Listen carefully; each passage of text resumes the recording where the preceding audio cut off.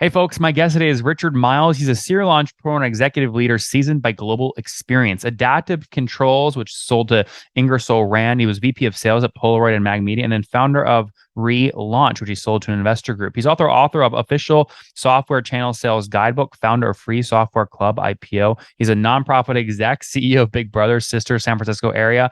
Very active guy, but now building a tool that helps you increase your sales at closemapps.com. That's close maps, MAPPS.com. All right, Richard, you ready to take us to the top?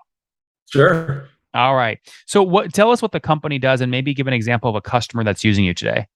Okay, great. So we built Closem to help, especially small businesses, solopreneurs, entrepreneurs, people who are providing services to people and are usually go from feast to famine. They're hungry, they go out and they hustle and get some business, then they're busy servicing their clients, then they're hungry again. And we wanted to build a tool that was simple, easy to use, that folks could automate the process of sales follow-up and keeping in contact with all their leads and prospects and customers and things like that.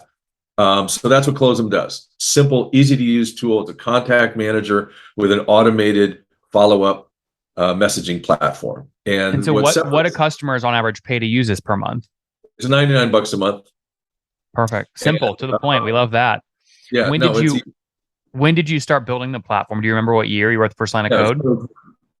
Nothing like launching in the midst of a global pandemic. 2020. Yeah, but actually launching in a global pandemic was really cool because the pandemic taught us two things. It taught us how to get really good at Zoom, and it taught us how to use QR codes. Mm-hmm. Right? Those are both very true. Right. So one of the things that Closem does is it lets you automate the process of sales follow-up. There's a lot of tools that do that. They send emails, email autoresponders. There's some that do SMS, some do SMS and email. We do SMS, email, and voice and postal mail. And that's one of the breakthrough things that's really elevated Closem for us with our users is the ability to send postal mail with the same interface that you type an email or type an SMS. It's the same interface, nothing new to learn. No setup fees, no minimums, no hassle. You want to send somebody a piece of postal mail, you do it. The advantage to postal mail these days is that your inbox is stuffed full, and your goal is to get to inbox zero, which means delete, delete, delete, delete, delete. So the average lifespan of an email is 17 seconds. So Richard, sorry, just because we're short on time, you Closem will also help customers send via an API direct physical mail to users. Absolutely. Where do you get the addresses from? What's the database you sync to? Well, it's the customer's database. So they have to bring you the physical address. If they don't have that, you can't help them. No. Okay. No. How do you verify the addresses you're sending to? Is there a database you're comparing them all to? When your customer gives you the list? It's our customer database. So they have their list of leads and that they're getting from their Facebook lead ads or their lead funnels or their webinar registrations or whatever they're getting. And so we have built into the system an email verification. So it will, Richard, I'm talking about the physical mail. So how do you verify the physical addresses before they pay you to send it? We don't. I mean, if you put an address in that's bad, it's not going to get delivered. That said, there is an address lookup feature. So, I mean, if you're sending an address to someplace that doesn't exist, it won't get sent. But if it was supposed to go to 13 Pan Oak Street and it went to 1301, there's nothing we can do about that. Oh, what's going on there, YouTube? Good to see you guys. Now imagine this. You love watching these interviews with SaaS founders, but imagine if we took all of the valuation data out from over 2,807 interviews I've done manually. Saves you a lot of time. Well, we've done this. We've built it into the beautiful interface inside of FounderPath. Check this out. I'll show you how you can access this in a second, but you log in, you connect your Stripe account, you see your valuation real time, you can see what it changed over the past 88 days, and even set goals for valuation this year. Now, the secret to valuation is there's many different ways to value a SaaS business. So the reason you're going to see 3 or 4 different valuations inside of your FounderPath dashboard, this is all free by the way, is because depending on who's doing the buying of your SaaS company, you're going to get a different valuation. A VC is going to pay a different valuation. Private equity firm is different. If you're going to do a minority sale, that's different. And if you sell the whole business, that's a different valuation. You can see all those when I hover over here. Right. So the teal is what a VC would pay. Yellow is what private equity. And red is if you sold the whole thing outright. Now, what's cool about this is not built off random data. Again, you guys hear these interviews on YouTube. All these data are built from real-time valuation data points founders share with us on the show. So traction, 1.2 million, seed round, 3.7 raised. They sold 22% of their business. Go in here and filter by the event. Maybe you only want to see companies that have sold the whole business. Well, here are a bunch that have been acquired, the valuation and the multiple. Maybe you're going out right now and you're raising your seed round. Well, go in here and look at all this recent seed deals that went down, what they raised, what valuation they raised at, and what percent that they sold.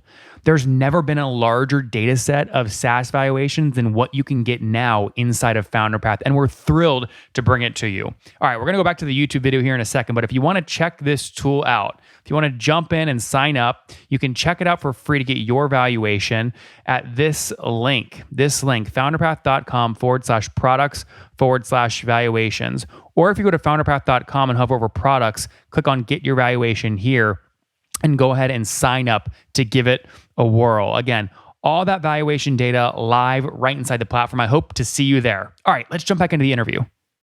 Yeah. No, fair. We ship magazines every month. And so we are billed per magazine shipped. And I send via my LinkedIn ads, I send all the addresses of people that purchase the physical address. And then SmartPress, who I use to print, will tell me which ones are valid physical addresses versus not valid. And I can go back and do a follow-up to get accurate addresses from people that SmartPress told me were not real. I'm sorry. We do have that. We do have that. Okay, got it. That's what I was asking. We bounce it. Yeah. Cool. So you get going, you write the first line of code in 2020. When did you sign up your first customer? End of 2020. Okay, so pretty quick. 2 years ago, yeah. Where did you pre-sell in those early days? Was it a Facebook group, or how'd you get that customer? So I have a partner. Her name is Laura Betterly. She and I have known each other since the 90s. She's a very innovative entrepreneur. She developed a course called Mobile Local Fusion. She has about 30,000 followers who bought her course and learned how to do local marketing. And so we soft launched the product to her list. I see. And so how did people never understand? They go soft launch, affiliates, how's it work? So when you say partner, what was it? An affiliate agreement, or is she own equity? No. She and I are 50-50 partners. In Closem. In Closem. I see. Okay. So how many folks were on that list in 2020, the initial send? I think it was about 30,000. And tell us how it did. Did great. I mean, we didn't help us. Well, look, we bootstrapped this company. So no, Richard, details. Do you remember open rate, click-through rate, number of sales from the first email? From the first email, I don't remember. From the first email. You don't remember the number of sales? That was an exciting time. Yeah, we did it. Well, we gave it at a really steep discount. I think we generated about, I don't know, somewhere around $25,000-$30,000 in sales. That's awesome. From that one email. Yeah. That's amazing. Okay. So how do you go from a partner with distribution, one shot, sign up a bunch of people, you're selling to, how many customers do you have today? Over 1,200. Wow. Okay. So yeah, how do you go from that initial email to how are you scaling today? How do you add customers? So we did do a lifetime deal on AppSumo. Okay, hold on. Are you counting those in that 1,200 number? Yeah. Okay, well, they're not paying you anymore, right? So how many are like paying you on a monthly basis? They do pay us because we have other in-app purchases that they buy. So you've upsold all the lifetime deals into a monthly recurring plan. Not all of them. And the AppSumo users are, a lot of people are just, they buy it. It's fear of missing out. They buy it, they park it, and they don't use it. We have a lot of active users from there though, and it was a good launch strategy for us because it gave us a lot of really good, very quick, hard feedback about, hey, it ought to do this, and it ought to do this, and it ought to do this. So it really helped us iterate and get to the state that we're in today. Now we're doing, we're not on that platform. We don't do lifetime deals anymore. We did. So how many customers today are paying you something monthly? Several hundred. Several hundred, you said, or 700? Several hundred. Several hundred. Okay, so maybe 200-300, something like that. Something like that. What did you use? Because I interviewed a lot of people that do AppSumo, and they always struggle with how to move a one-time lifetime deal. Someone who loves a deal, by the way, right? These are coupons, right? They want discounts. That's why they do it. They really struggle moving them to a monthly recurring plan that actually helps you build a real business, right? That doesn't just drain your support, right? So how did you do that? Um, I can't say that we succeeded massively at moving all of the lifetime guys. I mean, there's just a whole cadre of people that are just like, we want a lifetime deal. We don't want to pay for software. And you're like, but you want me to be here to support you, don't you? You want me to be here to keep innovating and to keep offering products. So those people that some of them are still really active users, and they've referred other people to us, and they've been really, it's been a good user base. Mm-hmm, mm-hmm. Can you, I don't have a secret sauce that says, here's how you move that guy that is completely deal based, wanted to pay once for software and never pay for it again, into paying you monthly. Well, the trick is you have to understand what your software, what the activation metric is. So if it's number of leads reached out to per month, the lifetime deal closes down once they hit 100, and then you upsell once they break 100. Yeah. But if And you've got a bunch of people buying a lifetime deal that then sit on the sidelines and never activate, they're never going to hit that usage metric to allow you to upsell them, which becomes a drain on your customer support. I know we offered it as with unlimited, and we didn't have this sort of like tier that was like, yeah, here's this really great lifetime deal, but it really kind of sucks, and you got to pay us more money to get it. Well, does it have to suck if you have a cap on it? You make it sound like, and if you're going to have a cap on something, it has to suck. No, but it's sometimes it's a lot of these deals are, here's $37 lifetime, but then it's really $297 to get it to work, and then another $500, and then get it to work, not get it to, you make it, see, you phrase this in such a negative way. There are plenty of very successful companies with 150% net dollar retention where they give you a lot for free. People pay a lot of money for the free thing, and once you hit a usage metric, you pay more because you get a lot of great value. Yeah, no, I agree. Do you know what that is? What is that value metric for you? That's really what I'm getting at.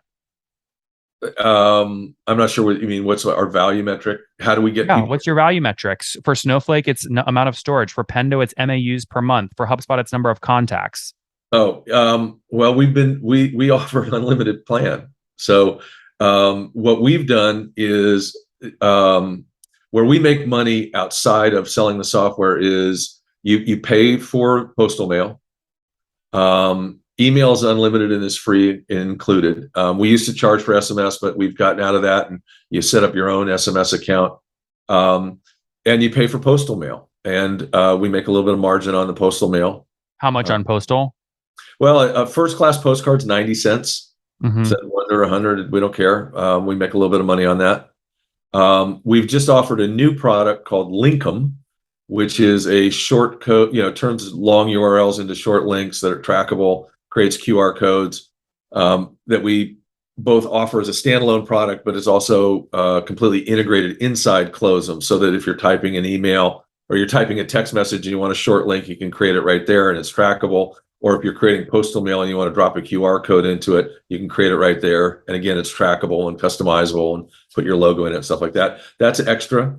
So, part of our model moving forward is offering extras. We're about to offer a product called Bookem, which we're a few weeks away from taking the wraps off of, which is a calendar integration thing. So built into Closem is obviously, in terms of the follow-up, is you want to set an appointment with somebody or you want a reminder to follow up somebody. So we've built this whole calendar integration.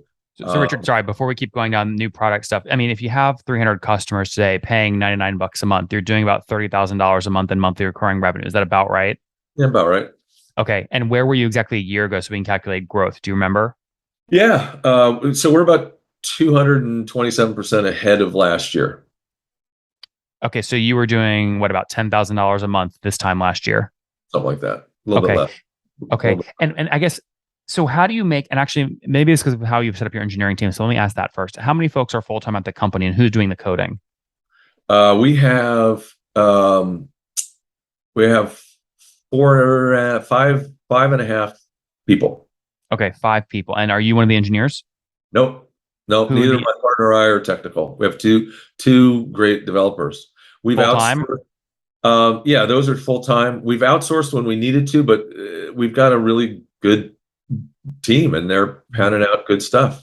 Mm-hmm. How do you, I mean, there might be some people listening right now that would argue that you don't yet have product market fit, right? At 10, 30 grand a month is a lot of revenue, but you just mentioned 3, 4, 5 new other products and add-ons and extras. You only have 2 engineers. How can they build a best-in-class product when they're building 4 different things? Software's magic. What can I say? Software's what? Magic. I don't know about that. You have to make the magic happen. How can two engineers work on postal API, calendar API, email API? Because we don't have to do everything. Like I don't have printing presses and the whole infrastructure. It's via a service partner. I don't have a massive text messaging back end that I need to maintain. People use Twilio. Mhm. So we have to build the front end functionality, and part of our core user experience is to make it just super easy to use for anybody. But I don't, we don't have to maintain smokestacks full of code. I mean, just for context, you have 20 integrations listed on your integrations page. Many people have, for 20 integrations, you've got at least a full-time engineer dedicated just to keeping the integrations working full-time. All these platforms change their API endpoints. You've got to keep them updated every month. Yeah, but so that's via Zapier. Okay, so when I see Google Sheets, Google Forms, LinkedIn, Facebook ads, ClickFunnels lead pages, none of these are actual integrations. They're all just basically going through They're connected to Zapier. Connect to Zapier, yeah, I or see. Integrately, or ConnectZit, or Pabbly. So I there's a whole see. bunch of folks who have been building integrations for our product, and you can hook it up to anything.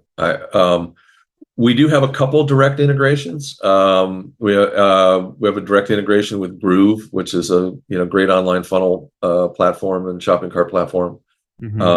and that's direct, so they can people right in there. There's no Zapier integration, and we're building some others as we go. Mhm.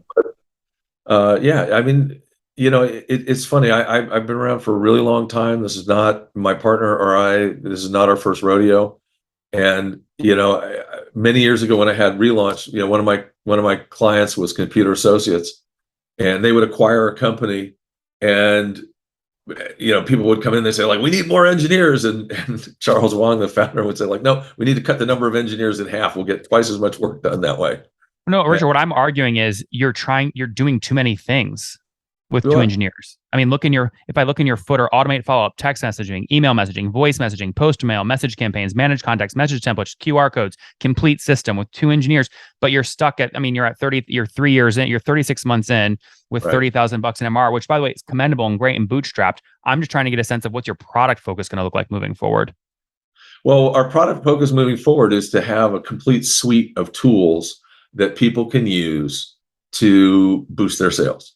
That is just so generic though, right? What you just said could be the definition of HubSpot versus if you said we are specifically built for ClickFunnels people to, Yeah. when they get someone sent on Yeah. ClickFunnels, to send I a hear what direct you're piece saying. of mail to someone in the United Saying, States. Like it's very specific. Yeah, I hear you. One of the things that I say is, the good news about Closem is anybody can use it. And the bad news about Closem is anybody can use it. Fair enough. On that point, you are still bootstrapped, right? Absolutely. We love that. If someone came to you today, you're doing $360,000 a year in revenue. About if someone came to you today and offered you 700,000 all cash upfront, would you sell? No, You said that quickly. no. We think the value. Look, again, this is not my first rodeo. Okay, the value of this company is not what it's worth today. The value of this company is what it's worth over the next couple of years, and where we're Which going is to. what? Well, I think we're going to build this into something that's worth multi-million dollars. Just multi-million. Yeah, no, we're not going to be the next billion-dollar thing. What we do is we service a really nice niche of small businesses, to medium-sized businesses. We're not trying to compete with HubSpot in terms of you can do anything, and no matter the size of your team. But you just described it as that. You literally said the good news is, the hear bad you. news is you can do anything. A You said lot of anyone our can use it and you can do anything. a lot of our users come to us from HubSpot because it's too complicated and too expensive. And so our thing is satisfying the needs that we have from the feedback that we have from the customers that we have. Fair enough. And On that point, let's wrap up with the famous five. Number one, favorite business book. favorite business book is Good to Great, and Number two, and also wait, there's two. Also, Ideas That Stick. number two, is there a CEO you're following or studying? No. Number three, what's your favorite online tool for building Closem? Well, we use Slack, and I really like Slack, to be honest. Number four, how many hours of sleep do you get every night? I try to get 8. Okay. And what's your situation? Married, single, kids? Married, Any kids, kiddos? grandkids. How many kids do you have? I have two children and I have Wow. one grandchild. Oh, that's amazing. Okay, and how old are you? How old am I? Yeah. I'm old school, man. I've been around for a long time. Okay, well, I asked because then we can do the math and I can say, take us back X number of years to when you were 20. What's something you wish you knew when you were 20? Uh, that I'm not as smart as I thought I was at 20. Guys, there you have it. Closem.ai helps you close leads faster. Really meant for SMBs, right? That you want to do direct marketing, postal, text, email. They've got you covered. Did 10,000 bucks a month exactly a year ago. Now up to about 30,000 a month. Nice growth here. They've got 300 customers paying on average 99 bucks a month. Totally bootstrapped with a team of 5, which we love. Richard, thanks for taking us to the top. Hey, man. Thanks a lot. One more thing before you go. We have a brand new show every Thursday at 1 p.m. Central. It's called Shark Tank for SaaS. We call it Deal or Bust. One founder comes on, 3 hungry buyers. They try and do a deal live, and the founder shares back end dashboards, their expenses, their revenue, ARPU, CAC, LTV, you name it, they share it. And the buyers try and make a deal live. It is fun to watch every Thursday, 1 p.m. Central. Additionally, remember, these recorded founder interviews go live. We release them here on YouTube every day at 2 p.m. Central. To make sure you don't miss any of that, make sure you click the subscribe button below here on YouTube, the big red button, and then click the little bell notification to make sure you get notifications when we do go live. I wouldn't want you to miss breaking news in the SaaS world, whether it's an acquisition, a big fundraise, a big sale, a big profitability statement, or something else. I don't want you to miss it. Additionally, if you want to take this conversation deeper and further, we have by far the largest private Slack community for B2B SaaS founders. You want to get in there. We've probably talked about your tool if you're running a company or your firm if you're investing. You can go in there and quickly search and see what people are saying. Sign up for that at nathanlatka.com/Slack. In the meantime, I'm hanging out with you here on YouTube. I'll be in the comments for the next 30 minutes. Feel free to let me know what you thought about this episode. And if you enjoyed it, click the thumbs up. We get a lot of haters that are mad at how aggressive I am on these shows, but I do it so that we can all learn. We have to counter those people. We got to push them away. Click the thumbs up below to counter them and know that I appreciate your guys' support. All right, I'll be in the comments. See ya.